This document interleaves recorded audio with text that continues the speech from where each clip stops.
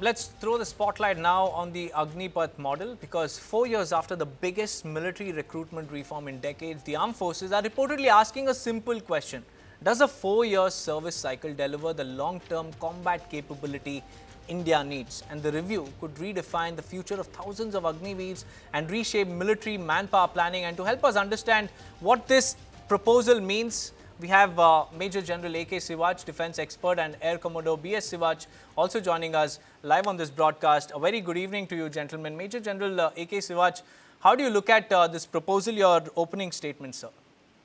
As far as this proposal is concerned, I think step in the right direction because 25% was too less manpower to be retained. You have trained them for 4 years, they have got a combat experience, they have got a technical expertise, and then you are sending 75% out. I think it was unjustified and not a very good move as far as the combat health of the services.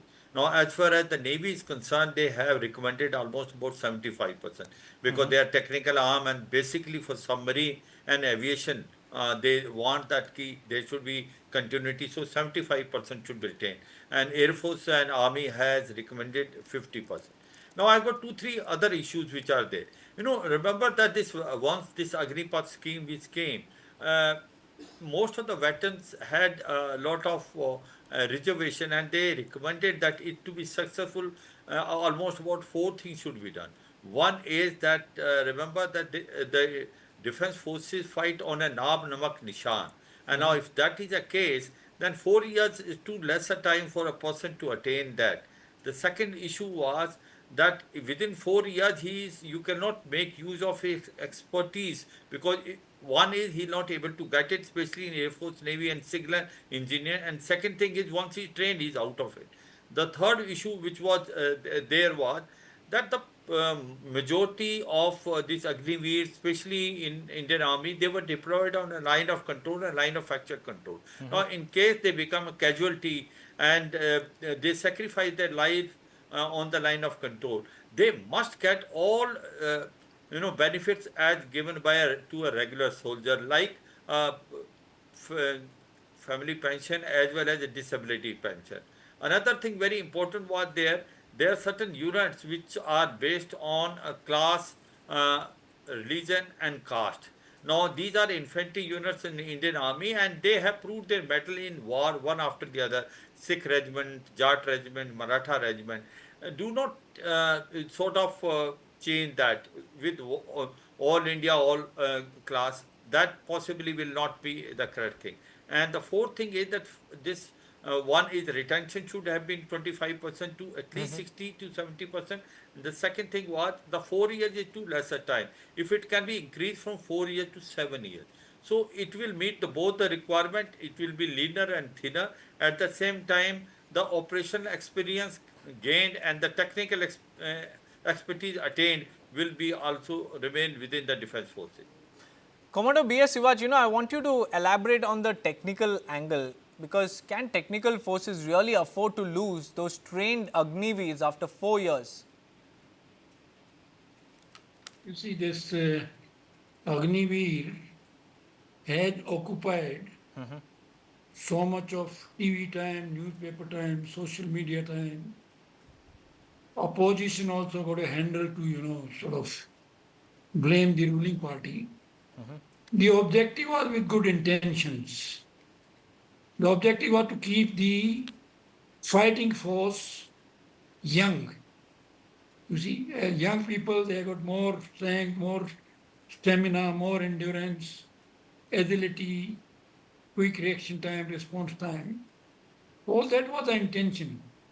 But what has been brought out by General Sivach, that 4 years period was not adequate because one is you hurriedly train them for 6 months and thereafter you have used them only for 4 years. Out of the 4 years also you take out leave and sickness, etc. So that effectively that's 3 years, somewhere near 3 years. So that was considered very inadequate. But still, since the government had introduced it, they didn't want to back down and they insisted. Of course, they have considered now giving them all the, sort of more than 25%. So, like Navy has offered 70 75%.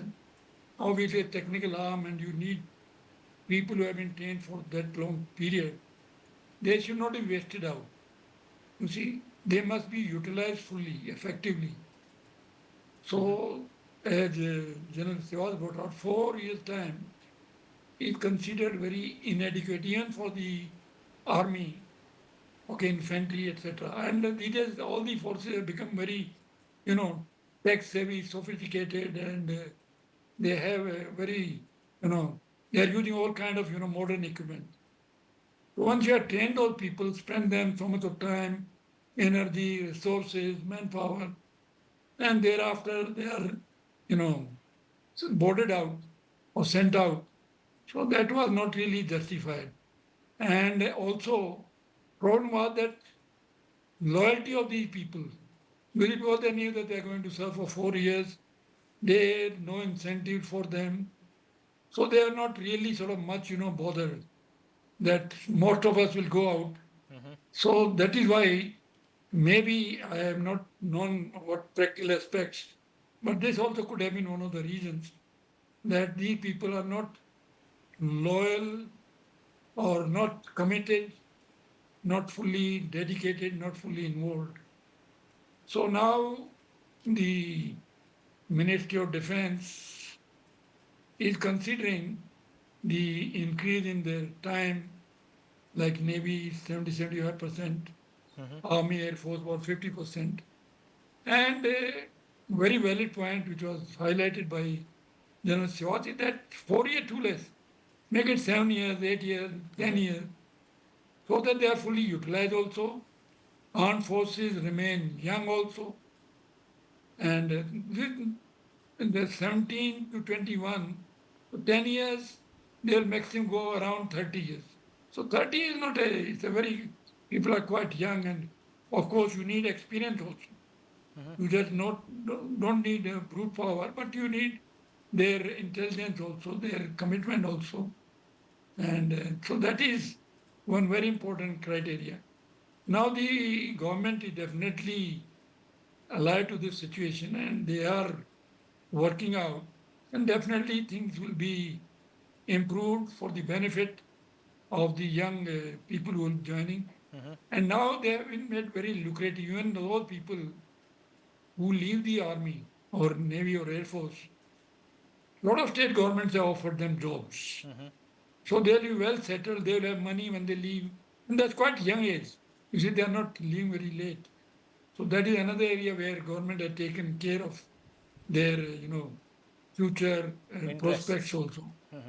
So it's a good thing, but definitely there are some But lacunas. definitely, like the forces have claimed that the government really needs to rethink about the retention part. So, General Sivach, I have three questions for you. Is the Agnipath reform meeting the current military reality?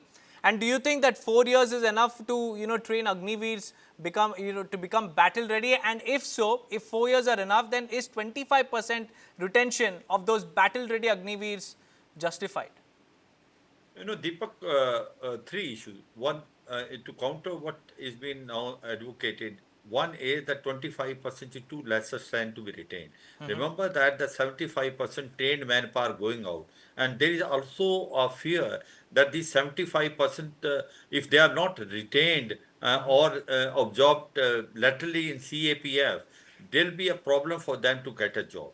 Now, all said and done, that today you have seen what is happening in Russia-Ukraine war. You know what has happened between US and Iran and Israel fighting war, and you have seen what has happened last year in Operation Sindhu.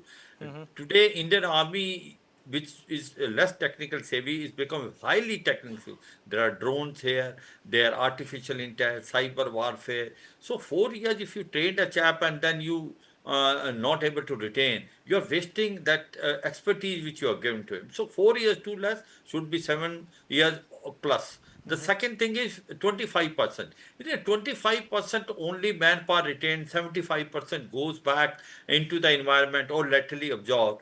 The 25% is too less. and you have trained them, you have spent so much money on that, and as it is 4 years itself needs training in certain platform like drones, like technical, like Air Force aerial platform, or the naval submarines and all. Their training goes up to 2 3 years, so you will not able to make decision. This is a very good action being taken, and all three services have recommended to Department of Military Affairs that it should be minimum 50%. I recommend that it should be nothing less than almost about 60 to 70%. You will have a leaner and thinner forces also. At the same time, you will able to absorb the technical expertise attained by them. Commodore Sivaj, we have unfortunately run out of time, but I would like to take closing remarks from you. And the question is that, this 4-year reform that the government brought in, do you think that it has created avoidable uncertainties for, these Jawans who would not be retained? And as far as, the entire reform is concerned, do you think that Agnipath 2.0 is now inevitable? That is the need of the hour? What is your closing remarks, sir? Definitely, that is very urgently required. These reforms are needed, and the controversy could have been avoided. You see, and people also faith in the services and Agniveer would have been much higher. If they begin with only, they would have said that okay, we'll retain them for so many years, and then of course more than say 50, 60, 70% will be retained. So people who wanted to leave, they would leave. Others who wanted to stay, they would have stayed. And it would have been win-win situation for everyone. But because of politicians, various opposition parties and all that, they muddled the complete situation and created so much of bad blood among even people who had joined and all that. So this controversy could have avoided. Basically, government want to save on the pension. Pension is a major burden, you see, and this way they could have avoided paying them pension for lifetime. But for the defense of your country, pension is a very, very minor, meager amount. Okay, so people give their totally, blood and soul to the services, and denying them pension or other benefits is not really justified. So definitely, Agniveer 2 is definitely going to work out for the betterment of the Agniveer also, the country also, and everybody should be happy about that. Right. And of course, these reforms continue. Reforms, you get experience, you get to know about, what are the lacunas, what are the shortcomings, and then of course, that is there.